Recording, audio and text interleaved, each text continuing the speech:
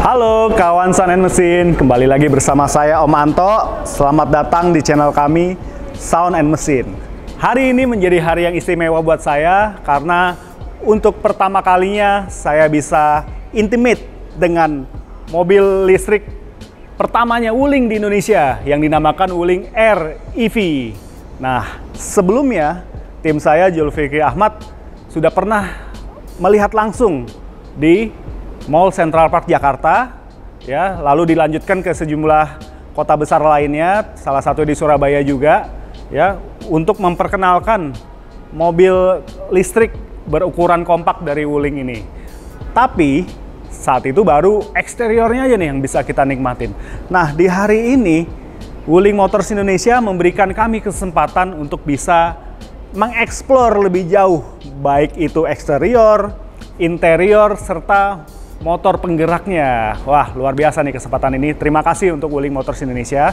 Ya, Wuling Air EV ini info yang kami terima, ini pre-production ya. Jadi mungkin akan ada beberapa ubahan atau beberapa penyempurnaan pada saat nanti dijual resmi. Nah, meskipun saat ini Wuling Motors Indonesia sudah membuka pre-book ya. Estimasi harganya mulai dari 250 jutaan sampai dengan 300 jutaan. Ada dua varian ya yang membedakan paling kentara yaitu di motor penggeraknya. Ada yang standard range dan full range. Standard range itu untuk baterai penuh bisa menempuh jarak mencapai 200 km. Sementara yang long range bisa menempuh jarak 300 km untuk baterai dalam kondisi penuh. Nah, yuk, saya udah nggak sabar nih mau bahas eksteriornya nih, ya. Ini selalu ya ciri khasnya Wuling ya, dia mampu menampilkan eksterior yang futuristis. Ya, kita bisa lihat nih tampilannya ini ada lampu daylight running ya yang memanjang. Ya, bahkan nih desainnya dari spion nih. Spionnya juga terkesannya floating ya, mengambang. Satu garis desain ya sampai samping moncongnya sampai ke spion sana lagi. Ya, ini memang karakter futuristis coba dihadirkan di Wuling Air EV ini. Nah, headlampnya ini sudah LED juga. Ya, di sini ada logo Wuling yang nanti bisa menyala. Nah, ini adalah port pengisiannya nih. Nah, jadi nanti kalau untuk di charger tinggal colok ke sini. Ya. Wuling menyediakan adaptor chargernya yang udah bisa langsung dicolok di rumah-rumah atau di bangunan yang ada colokan listriknya. Nah, cukup mudah. Nah, untuk pengisian meskipun belum fast charging, tapi pengisian untuk mencapai 100% itu dibutuhkan waktu sekitar 4-5 jam lah.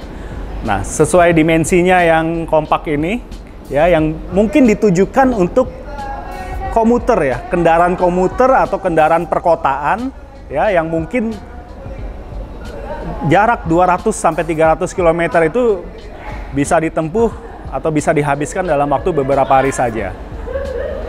Pengisian yang mencapai 3-5 jam ini juga menurut saya memudahkan ya, di saat kita sudah selesai beraktivitas dengan mobil ini, kembali ke rumah, ya, lalu akan memulai kegiatan di esok harinya dengan mobil ini, ya.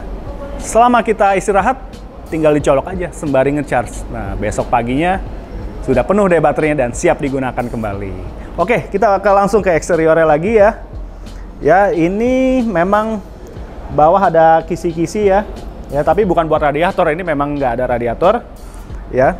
Di kap mesin ini, di kap depan ya, lebih tepatnya ya, ini ada air radiator, air wiper, ada aki juga ya. Lalu kita lihat sampai bodi samping, ya, warnanya two-tone atas hitam, ya. Nah, ini nih menarik nih, ya. Bannya nih, ukuran bannya kecil nih, ya, 12 inci saja, ya, lebih kecil dari ukuran ban standar LCGC yang rata-rata 13 inci. Nah, ini 12 inci, ini masih pakai pelek kaleng nih. Nah, kita coba di aftermarket ada nggak nih pelek penggantinya ya, atau alternatif pelek aftermarket ya, apakah bisa kita tingkatkan ya. Tapi sih sepertinya dengan ukuran ban segini cukup proporsional ya dengan ukuran bodinya ya. Ya ini nggak terlalu, dibilang mungkin sekilas kecil nih peleknya, tapi kayaknya sih cukup proporsional sih ya.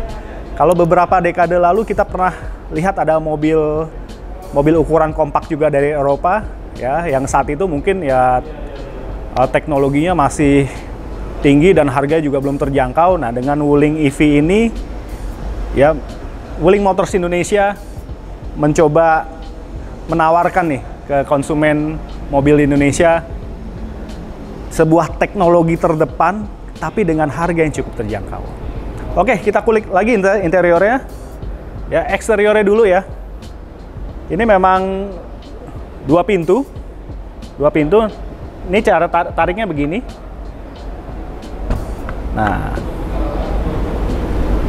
ya, menarik nih tuasnya nih, ya, rata dengan bodi ya, gitu. Lalu nih ada jendela kecil untuk penumpang belakang. Ya, mungkin sekilas ini hanya 2 tempat duduk, tapi ternyata di dalamnya bisa ada tempat duduk tambahan di kabin bagian belakang. Nanti kita kulik interiornya. Yuk kita bahas eksteriornya dulu. Ya, tadi depan udah, samping udah, roda juga sudah. Oh ya, roda ini juga sudah pakai suspensi perkeong ya. Ini kita belum bisa uji jalan nih. Tapi kalau untuk tadi saya udah ngolong lihat di bawah ya, keempat titik rodanya tuh pakai suspensi perkeong ya. Kita juga bisa tes agak gini lah. Ya. Tuh, kayaknya sih empuk ya. Kayaknya bantingannya empuk ya, gitu. Nanti kita akan diberikan kesempatan lagi oleh Wuling Motors Indonesia untuk sesi test drive dan mencoba impresi berkendaranya. Oke, kita lihat di bagian belakang. Nah, ini kalau kita lihat tampak belakangnya ini nggak kalah futuristis nih. Nah, sama seperti depan, ini nih, waduh, saya nih sampai merinding ya. Desainnya ini tuh udah kayak mobil-mobil Eropa terkini ya. Ini garis, ada garnish ya. Garnish ini sepertinya menyala ya, lampu LED juga. Ya, lampu senja, lalu ada tulisan logo Wuling. Ini tuh kayak ada mobil sport dari Eropa lah. Ya, yang mirip kayak gini gitu. Atau mungkin ini yang mirip mobil sport itu ya. Oke. Lalu ini lampu, kombinasi lampunya nih mewah ya. Mewah, ini kap bagasi. Ya, ini LED. Ya, reflektor. Ya, ini sepertinya bukan wing ya, memang ini nempel ya. Nempel menjadi satu kesatuan sama pintu bagasinya ya. Oke. Di sini udah ada kamera mundur. Nah, kita coba lihat isi bagasinya. Oke, sebelum kita lihat isi bagasinya, kita coba masuk ke interior dulu yuk. Nah, sini. Nah, kita coba masuk ke interior ya. Tapi sebelumnya, kita mau buka kuncinya nih. Saya mau kasih lihat nih anak kuncinya nih. Ini unik ya. Jadi ini kunci cadangan ya. Kunci cadangan, dan yang kunci utama itu ini. Jadi dia udah keyless gitu, udah keyless ya. Ini ada untuk apa nih? Oke, buka kunci pintu dan buka kunci pintu, lalu buka pintu bagasinya. Nah ini tuh ini bentuknya tuh unik banget, kecil, bisa masuk ke ini nih kantong. Nah tuh, udah deh. Jadi sepanjang kita mengantongi anak kuncinya ini, ya, kita udah bisa akses ke mobil ini. Oke, kita coba ya. Ini mobil dalam keadaan terkunci. Tadi ini handle pintunya. Nah, untuk bukanya seperti ya mobil-mobil keyless pada umumnya ya. Tinggal ini aja. Tekan tombol ini, udah terbuka. Nah, ya. Ini kita masuk kabinnya ya. Kalau tadi sempat ada nih, begitu kita buka kuncinya, kita masuk ke kabinnya, dia langsung menyapa, "Selamat pagi." Nah, ini tadi kok belum ada ya, gitu. Nah, maklum ini masih tipe pre-production ya, jadi mungkin nanti unit yang benar-benar dijual akan disempurnakan lagi ya. Termasuk ini ada layar 10,5 inch, ada 2 layar ya. Di sini kalau di mobil umum ini mungkin jadi head unitnya. Tapi ini masih bahasa Mandarin nih, tulisannya masih tulisan Hanse ya. Ya, kita belum bisa baca. Nah, coba kita lihat. Ini saya asal pencet ya, karena saya nggak bisa bacanya. Oke. Nah, ini dia nih. Ya. Nah, karena tadi kita udah ngantongin kuncinya, ya. Untuk menyalakan motor listrik ini, cukup dengan injak rem saja. Nah, udah ada tulisan ready. Nah, sudah siap jalan ini mobil. Nah, simple banget ya, gitu, simple. Jadi saya ingat ini nih, mobil Tesla. Ya, Tesla tuh mirip seperti ini juga. Hanya tinggal mengantongi akses kuncinya saja, injak pedal rem, langsung siap dijalankan. Oke. Nah, impresi pertama saya untuk kabin dari Wuling REV ini, wah, fresh banget ya. Saya tuh seneng, mungkin dari luar kelihatan nih kok ekspektasi saya kabinnya kecil, bakal sempit, ternyata enggak juga ya. Oke, kita berada di dalam mobil kecil, kabinnya yang orang pasti akan menyiapkan nih, dalamnya sempit nih pasti. Nggak terlalu kok. Ini kebantu berkat dashboard ya, dashboard yang agak luas, dan ini visibilitasnya juga sangat memadai banget ini ya. Saya terbayang langsung mengemudikannya di jalan raya ya, bisa memantau kondisi lalu lintas di depan mobil ini ya, dan visibilitasnya cukup memadai. Oke, lalu kita disuguhkan oleh desain dashboard yang menurut saya dibilang biasa tidak, tapi juga bisa kasih nuansa yang baru ya. Dalam arti kalau kita di mobil-mobil biasa, mobil bensin yang keluaran terkini ya, ini pasti ada jadi satu kesatuan, setir, lalu ini ada panel speedometer MID, lalu ini terpisah head unit, knob AC dan kisi AC, dan pada Wuling REV ini jadi satu ini ya. Layar yang tadi 10 inch, ada dua layar memanjang ya. Sebelah kiri ini layar untuk, ternyata nggak cuma head unit ya, ini layar untuk bisa pengaturan AC ya, untuk navigasi ya. Ya, bahkan ada pengaturan untuk kontrol kendaraan juga ya. Dan ini informasi yang saya terima sudah bisa connect to Android Auto dan Apple CarPlay. Nah, untuk pengaturan nih, kontrol kendaraan ya, dia bisa untuk mengaktifkan voice command untuk memerintahkan ke mobil ini membuka jendela misalkan. Nih, contoh saya sapa ya. Halo Wuling.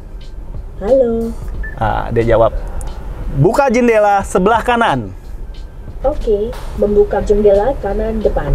Nah, oke, satu kali lagi ya. Halo Wuling. Halo. Tutup jendela sebelah kanan. Jendela kanan depan dalam keadaan tertutup. Nah, udah masuk lagi. Nah, ini feature yang sebelumnya ada di Wuling Almas ya, diterapkan di sini ya. Dan juga untuk selain membuka tutup jendela, juga bisa pengaturan lampu dan juga mengunci pintu dan membuka pintu kunci mobil. Oke, ini keren banget. Dan ini wow, ini ada bisa mengaktifkan Follow Me Home. Wah, ini feature yang menurut saya cukup. Wah, ini kalau memang betul harganya akan dilepas 250 jutaan sampai 300 juta. Ini sih boleh juga loh. Bisa jadi nih, boleh saya bilang ini mobil listrik paling murah saat ini di Indonesia ya, yang untuk skalanya pabrikan. Wah, oke. Di layar ini tadi sudah ada menu-menunya ya, untuk menu entertainment dan untuk pengaturan mobil. Lalu di layar yang sebelah kanan ya, ini memberikan kita indikator ya, indikator tentang range atau jarak, sisa jarak yang bisa ditempuh oleh mobil ini. Lalu juga ini berapa persen nih kapasitas baterai yang saat ini ada di dalam baterai mobil ini ya. Lalu oh, ada ini juga nih, ternyata ada driving mode ya, ada 3 driving mode, eco, ekonomis ya, yang bisa menghemat penggunaan baterainya, normal, dan sport. Nah, karena kita belum mencoba, kita belum tahu nih seberapa efektif atau seberapa performanya nih yang mode sport ini. Oke, ya cukup inilah. Cukup ya, kalau desain ini saya cukup suka. Ini ada paduannya dari apa? Dari warna glossy, lalu nih ada bahan kain. Knop AC masih manual. Ya, tapi ini cukup memberikan nuansa atau sentuhan klasik dengan panelnya black piano. Lalu ini ada panel yang aksennya saya sebutnya sih monokromatik ya. Agak chrome tapi nggak terlalu chrome menyolok gitu. Lalu di sini ada bisa menaruh sesuatu. Nah, ini cup holder nih, menarik banget ini. Ya. Di bawahnya, oh ternyata nggak ada laci, hanya ada jaring penyimpanan. Ya, oh ini ada bisa buat nyantolin barang, menggantung barang, hazardnya di atas. Wah, lalu ini spion, mungkin mirip ya sama spion mobil pada umumnya ya, tapi di sini nih ada port USB nih. Nah, ini berarti kita bisa masang dashcam yang kabelnya langsung colok aja nih ke penampang di balik spion ini nih, port USB-nya nih ya. Oke. Setir ini dua palang ya, dua palang kesannya klasik tapi dengan sentuhan yang rada futuristik juga berkat perpaduan warnanya dan logo Wuling. Lalu ini ada dua tombol yang belum tahu nih fungsinya apa ya. Kalau di mobil umum mungkin ini jadi cruise control nih, jadi cruise control. Ya, tapi kita nggak tahu. Sekali lagi ini masih unit pre-production. Apakah unit yang sudah final production akan menyematkan cruise control di mobil ini? Kalau iya sih, ini menarik banget ini. Ya. Lalu ini pengaturan audio, ya, dan pengaturan MID lain udah cukup lengkap ini. Lalu ini ada tombol untuk voice command. Oke, that's it. Enak sekali. Sun visor. Nah, ada vanity mirrornya. Oke. Nah, jok nih mungkin kesannya kayak joknya mobil LCGC ya, tapi menurut saya ini lebih eksklusif berkat balutan kulit ya. Ini mungkin kulit sintetis ya, sama yang perforasi nih tengah-tengahnya. Jadi punggung nggak mudah berkeringat nih. Oke. Dan pengaturannya jok hanya bisa rebah atau maju mundur. Belum bisa naik turun. Setir juga baru bisa ini nih, tilt aja nih. Nah, belum bisa teleskopik ya.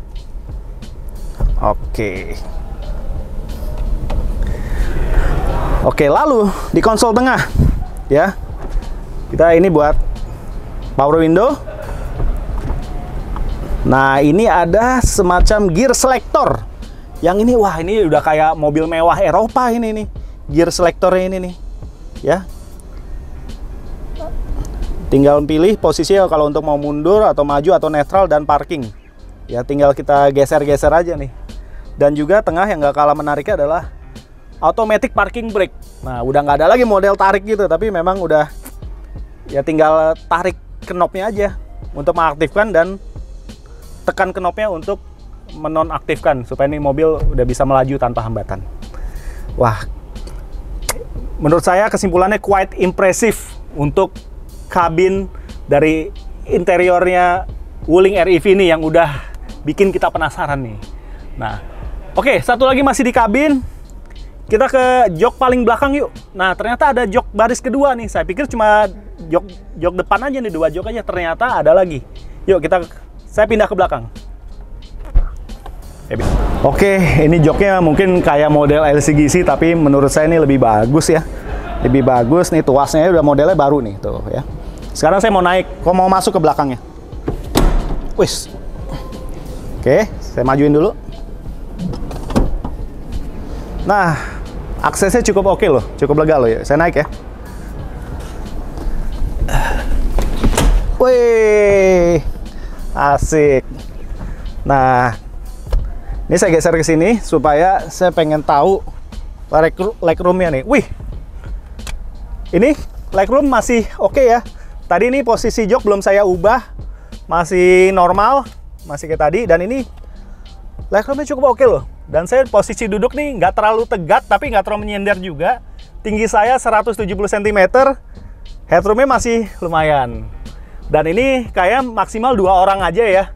sesuai yang dia posisikan 2+2. Jadi bukan 5-seater atau 4-seater, jadi 2+2 nih. Ideal sih buat anak kecil, buat anak remaja ya, remaja oke lah. Tapi kalau untuk dewasa ya oke, tapi mungkin kalau untuk perjalanan jauh agak bosan ya, karena nih begitu ini langsung lihat ini nih headrest yang menyatu sama jok ya. Tapi ternyata ini yang tadi saya bahas di eksterior, ada kaca kecil. Nah, kaca kecilnya memanjang sampai belakang nih, maaf, memanjang sampai bawah ini, ternyata ini ada fungsinya loh. Ya, tangan bisa nyender. Terus juga, wah, pemandangan masih leluasa nih keluar nih. Ya, lalu ini ada Wuling, nggak lupa faktor safety, juga masih disematkan seat belt di jok baris kedua. Wah, keren banget. Nah, saya rasa sih 2 orang oke lah ya. Lebih enak lagi ada armrest nih atau ada box untuk charging smartphone atau gadget ya. Oke.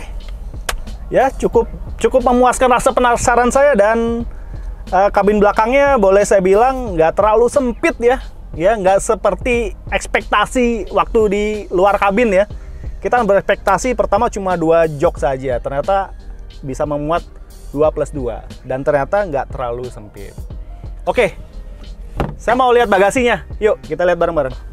Nah, sekarang saatnya kita buka bagasi ya. Tadi kita udah dari eksterior, interior, sekarang bagasinya. Ini yang tadi saya sebut ada kamera mundur, dan ini tuas pembuka bagasinya. Nah, wah, ini jok belakang ya memang mepet ya sama pintu bagasi ya. Dan ini masih ada space, tapi bukan buat koper besar ya, hanya buat apa ya, semacam tas laptop mungkin, atau tas yang desainnya slim. Nah, ini apa, ada penyimpanan yang ke bawah. Nah, disinilah ditempatkan oleh chargernya. Nih, chargernya nih, charger yang disediakan oleh Wuling. Nah, ini udah tinggal colok ke colokan ada di rumah atau di kantor. Nah, sementara ini yang buat colok tadi ke depan, ke moncong depannya nih tadi. Ya, tinggal dicolok ke mobil, lalu colok ke colokan ada di rumah. Sesimpel itu. Wah, gila nih. Ternyata masa depan datang terlalu cepat ya. Gitu. Saya pikir mobil listrik seperti ini akan membutuhkan teknologi yang ada bridging teknologinya, ternyata ini udah gampang banget sih menurut saya, udah bisa langsung kita pakai, kita terapkan untuk sehari-hari ya. Luar biasa. Oke. Balik lagi, ternyata ini jok bisa dilipat.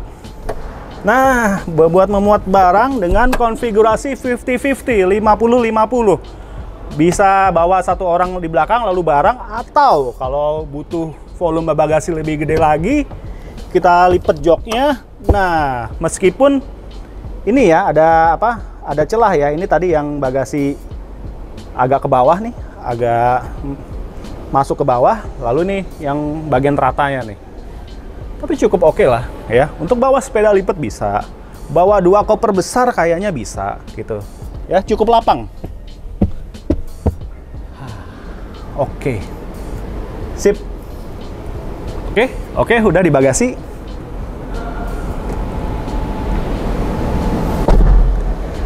Lanjut ke tenaga penggeraknya. Tadi saya sebutkan ada 2 varian dari Wuling REV ini, yaitu standar range yang bisa menempuh jarak hingga 200 km untuk kapasitas baterai 100%, dan jarak long range yang bisa menempuh jarak hingga 300 km untuk kapasitas baterai yang 100%. Nah, biasanya mobil kecil ini penggerak roda depan, tapi ternyata ini penggerak roda belakang. Ya, kita lihat nih di belakang, di bawah ada gardan ya, ada gardan. Lalu di kolong mobil ini ditempatkan baterai dan motor penggerak. Ya, kawan Sound bisa lihat, ya ini ada suspensi perkeongnya ya di keempat rodanya. Yang ini mungkin ekspektasi kami. Tadi kami belum bisa mencoba mobil ini di jalan raya, menguji sistem suspensinya, tapi tadi kami coba goyangkan bodinya dan ternyata kayaknya sih ini empuk dan nyaman nih. Ya, kita harus buktikan lagi dengan tes jalan. Nah, segitu dulu review singkat saya Om Anto terhadap Wuling REV ini. Nah, gimana pendapatnya kawan sound mesin? Boleh dong komentar di kolom komentar. Kalau mau tanya-tanya silahkan komen, isi kolom komen, nanti kami coba bantu jawab. Atau dari tim Wuling Motors Indonesia akan bantu jawab di channel kami ya. Kalau suka video ini silahkan like dan share sebanyak-banyaknya. Lalu selalu ingat ya, subscribe channel kami supaya channel kami dapat semakin berkembang dan dapat terus memberikan informasi edukatif seputar otomotif. Oke, segitu dulu review singkat dari saya ya. Salam sehat selalu dan sampai bertemu di video-video kami selanjutnya. Bye.